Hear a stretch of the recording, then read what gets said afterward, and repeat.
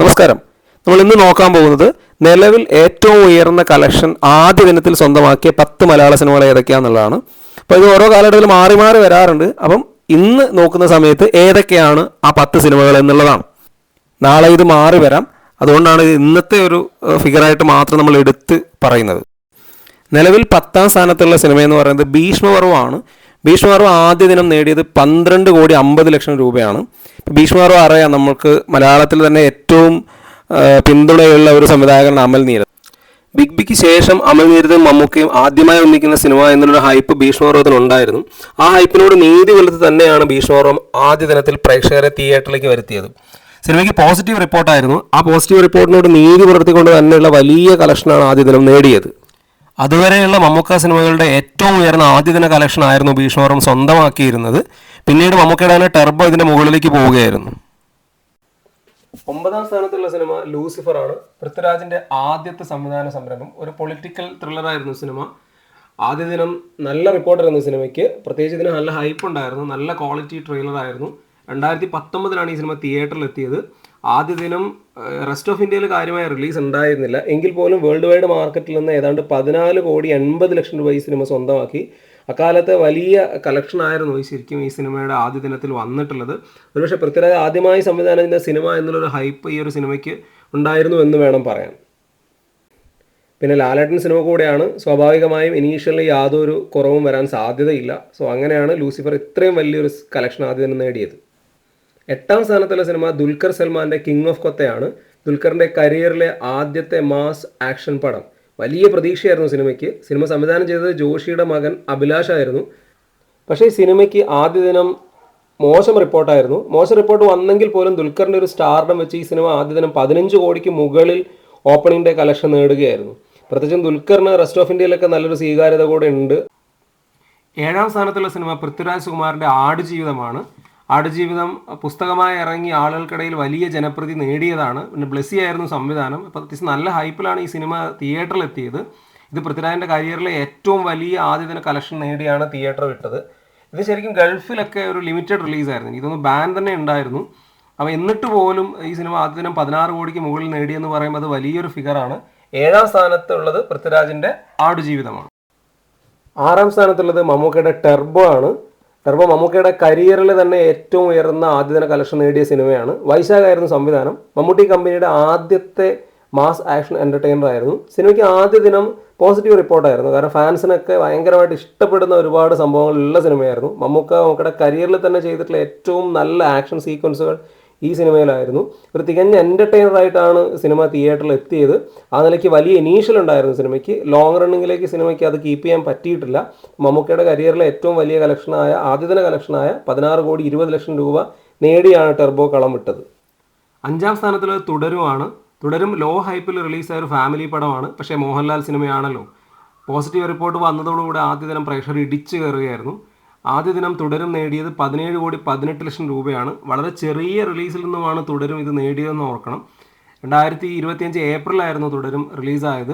തരുൺ മൂർത്തിയാണ് സംവിധാനം. Positive report അതിഭീകരമായിട്ട് കിട്ടിയ ഒരു സിനിമയായിരുന്നു തുടരും. മോഹൻലാലിൻ്റെ ആരാധകർക്കും കുടുംബ പ്രേക്ഷകർക്കും എല്ലാവർക്കും ഇഷ്ടപ്പെടുന്ന തരത്തിൽ തരുൺ മൂർത്തി ഒരുക്കിയ സിനിമയായിരുന്നു തുടരും. ഇപ്പോൾ തുടരുമാണ് 5ാം സ്ഥാനത്ത്. വേൾഡ് വൈഡ് ആദ്യ ദിന കളക്ഷൻ 17,18,00,000 രൂപയാണ്. 4ാം സ്ഥാനത്തുള്ളത് ഒടിയനാണ്. ഈ ലിസ്റ്റിലെ ഏറ്റവും പഴയ സിനിമ ഒടിയനായിരിക്കും ഒരു പക്ഷേ. 2018 ഒരു ഹർത്താൽ ദിനത്തിൽ റിലീസായ സിനിമയായിരുന്നു ഒടിയൻ.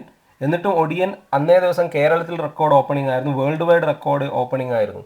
വേൾഡ് വൈഡ് ഒരു പക്ഷേ മലയാള സിനിമയ്ക്ക് ഇത്രയും മാർക്കറ്റ് ഉണ്ട് എന്നൊക്കെ കാണിച്ചു തന്ന ഒരു എന്താ പറയുക ഐ ഓപ്പണർ ആയിട്ടുള്ള സിനിമ കൂടിയായിരുന്നു അക്കാലത്ത് ഒടിയൻ.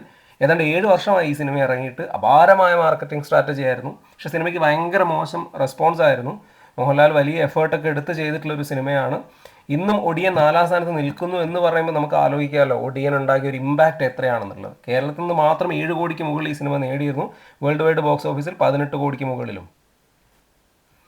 3ാം സ്ഥാനത്തുള്ളത് ദുൽഖർ സൽമാൻ്റെ കുറുപ്പാണ്. ഒടിയനെ ബ്രേക്ക് ചെയ്ത് കോവിഡ് ടൈമിലായിരുന്നു കുറുപ്പ് ആദ്യ ദിന റെക്കോർഡ് നേടിയത്.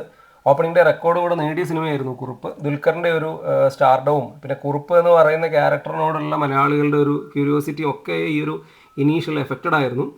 കേരളത്തിൽ 50% ഒക്യുപ്പൻസിയിലായിരുന്നു കളിച്ചിട്ടുണ്ടായിരുന്നത്. പക്ഷേ വേൾഡ് വൈഡ് മാർക്കറ്റിൽ ഏതാണ്ട് 19,20,00,000 രൂപ കുറിപ്പ് സ്വന്തമാക്കി. ഒരുപക്ഷെ മോഹൻലാലിന് എന്താ പറയുക, ഒരു കുറച്ചെങ്കിലും ഒരു കോമ്പറ്റീഷൻ കൊടുക്കാൻ പറ്റുന്ന ഒരു ഇനീഷ്യൽ പുള്ളർ മലയാളത്തിലുള്ളത് ദുൽഖർ മാത്രമാണ്. രണ്ടാം സ്ഥാനത്തുള്ളത് മരക്കാർ അറബിക്കടലിൻ്റെ സിംഹമാണ്. പ്രിയദർശൻ ലാലേട്ടൻ കോംബോയിൽ വന്ന ആശീർവാദിൻ്റെ സിനിമ.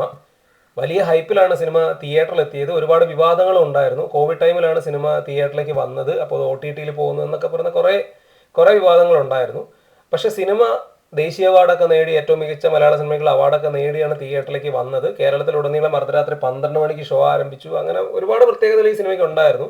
പക്ഷേ സിനിമ ആദ്യ ഷോയ്ക്ക് ശേഷം വളരെ മോശം റിപ്പോർട്ടായിരുന്നു. പ്രേക്ഷകർ ഈ സിനിമയെ കൈവെടിഞ്ഞു. ആകപ്പാടെ ട്രോളും ബഹളവും ആയിരുന്നു. എങ്കിൽ പോലും ആഗോള മാർക്കറ്റിൽ നിന്ന് ആദ്യ ദിനം 20 കോടിക്ക് മുകളിൽ നേടുന്ന മലയാള സിനിമയായിട്ട് മരക്കാർ മാറുകയായിരുന്നു. ആദ്യ ദിന കളക്ഷനിൽ റെക്കോർഡ് തീർത്ത് ഒന്നാമനായി നിൽക്കുന്ന സിനിമ ഇപ്പോൾ ലാലേട്ടന് തന്നെ എമ്പുരാനാണ്. ഈ ഒരു ലിസ്റ്റ് നോക്കുമ്പോൾ തന്നെ ആദ്യത്തെ 5 സിനിമകളിൽ 4 ലാലേട്ടൻ മൂവിയാണ്. അതുകൊണ്ട് തന്നെ മലയാളത്തിലെ ഏറ്റവും വലിയ ഇനീഷ്യൽ പുള്ളർ എന്ന് പറയുന്നത് ലാലേട്ടൻ തന്നെയാണെന്നുള്ളൊരു സംശയമൊന്നുമില്ല. എമ്പുരാൻ ലൂസിഫറിൻ്റെ സീക്വലായിട്ട് വന്നിട്ടുള്ള സിനിമയാണ്. വലിയ ഹൈപ്പ് ഉണ്ടായിരുന്നു. ഇപ്പോൾ BMS ബുക്കിങ്ങിലൊക്കെ റെക്കോർഡ്, അത് ഓൾ ഇന്ത്യ റെക്കോർഡാണ്. ഇന്നും ബ്രേക്ക് ചെയ്യാൻ പറ്റിയിട്ടുള്ള വേറെ സിനിമകൾക്ക്. അപ്പോൾ അങ്ങനെ ഒരു റെക്കോർഡ് ഇനീഷ്യൽ എടുത്തിട്ടുള്ള ഒരു സിനിമയാണ് എമ്പുരാൻ. എമ്പുരാൻ സമ്മിശ്ര പ്രതികരണമായിരുന്നു ആദ്യ ഷോയ്ക്ക് ശേഷം. എങ്കിൽ പോലും വേൾഡ് വൈഡ് മാർക്കറ്റിൽ നിന്ന് 68 കോടിക്ക് മുകളിലാണ് എമ്പുരാൻ നേടിയത്. ഒരു മലയാള സിനിമയുടെ മാർക്കറ്റ് ഇത്രത്തോളം വലുതായോ എന്ന് എല്ലാവരും അന്തം വിട്ട് നോക്കിയ സിനിമയായിരുന്നു എമ്പുരാൻ.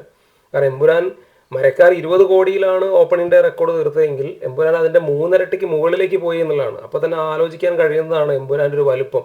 എമ്പുരാൻ സൃഷ്ടിച്ച ഈ ഒരു ഓപ്പണിംഗ് ഡേ റെക്കോർഡ്, അതിനെ തുടർന്ന് വന്ന വീക്കെൻഡ് റെക്കോർഡൊക്കെ ഇനി ബ്രേക്ക് ചെയ്യുക എന്ന് പറയുന്നത് കുറച്ച് ടാസ്ക്കാണ്. നിലവിൽ ഒരു മലയാള സിനിമയ്ക്ക് അത് സാധ്യമല്ല.